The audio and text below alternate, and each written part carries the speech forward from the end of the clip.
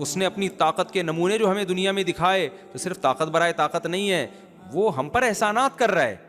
دیکھو ایک آدمی اپنی طاقت دکھاتا ہے, ویٹ لفٹنگ کر کے بتاتا ہے میں اتنا پاورفل, تو اس سے آپ کو اس کی طاقت کا اعتراف کر لو گے, لیکن آپ کو اس سے محبت نہیں ہوگی. بھائی تو ہے بہت بڑا پاورفل, تو نے اتنے اسپیڈ بریکر بنا لیے بڑے بڑے, میرے کس کام کے ہیں؟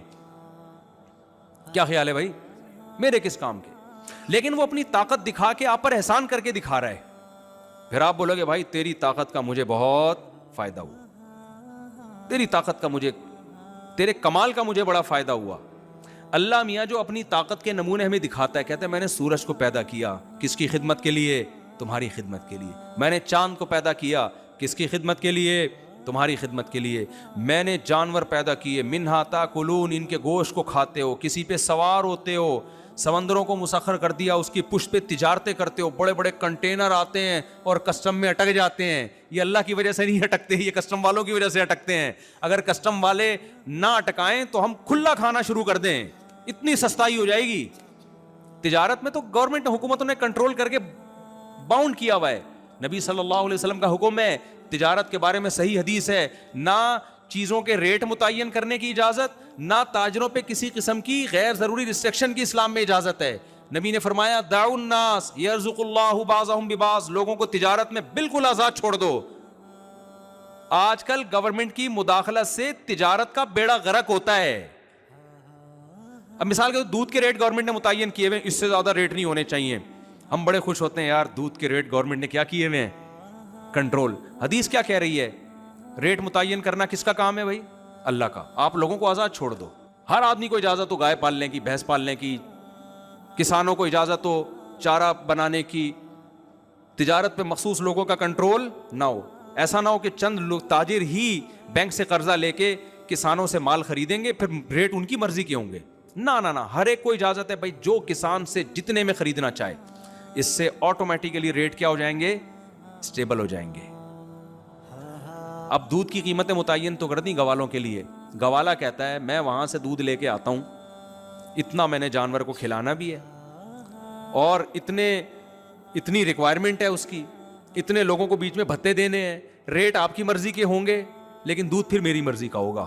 کچھ دودھ بھینس دے گی, کچھ دودھ میں دوں گا. اب ہم جو دودھ پی کے بیمار ہو رہے ہیں, تو یہ وہ دودھ نہیں ہے جس کا قرآن میں اللہ نے ذکر کیا کہ تیرا رب جانوروں کو سوکھا چارہ کھلاتا ہے اور اس سے چکنا گاڑا دودھ نکالتا ہے. میرا رب جو دودھ نکالتا ہے وہ بڑا زبردست ہے. گوالا جو دودھ نکالتا ہے اس کے بارے میں کوئی رپورٹ نہیں. گوالا مجبور ہے. میں نے تو گوالوں سے پوچھا, کہہ رہے آپ کیلکولیشن کرو ذرا مفتی صاحب, اس ریٹ پہ پانی ملائے بغیر دودھ بیچنا, یا دوسرے جانور کا, شکر ہے گائے کا دودھ ملاتے ہیں اس میں, تو بہت نیک لوگ ہیں گائے کا دودھ ملا رہے ہیں. ایک آدمی نے کہا یار دودھ خالص نہیں ہے, پانی ملا رہے ہیں. میں نے کہا بھائی شکر ادا کر, پانی تو ویسے ہی پیتے ہو, تو تھوڑا دودھ میں پانی مل جائے گا تو کیا ہو جائے گا.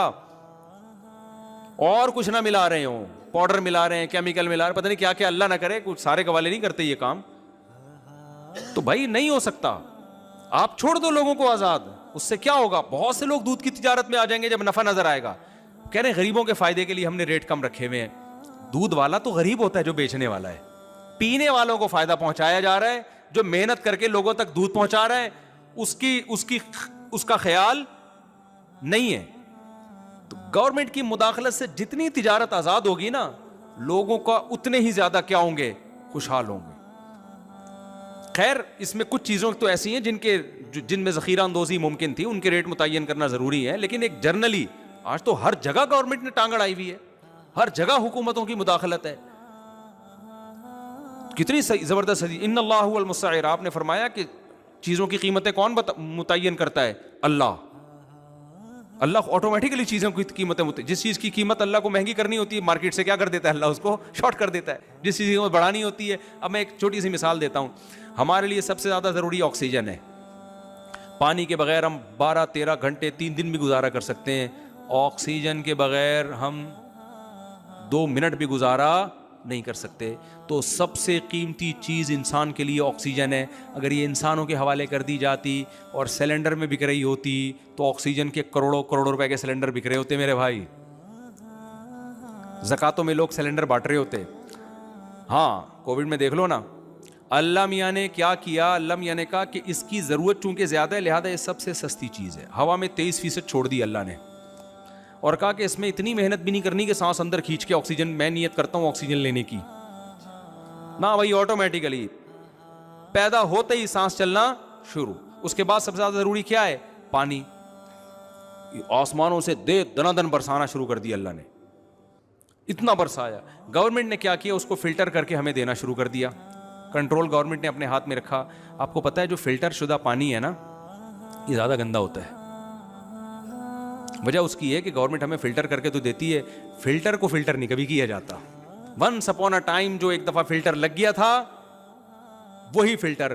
تو جو آپ ہب ڈیم سے جا کے بغیر فلٹر والا پانی پی لو نا وہ زیادہ اچھا ہے.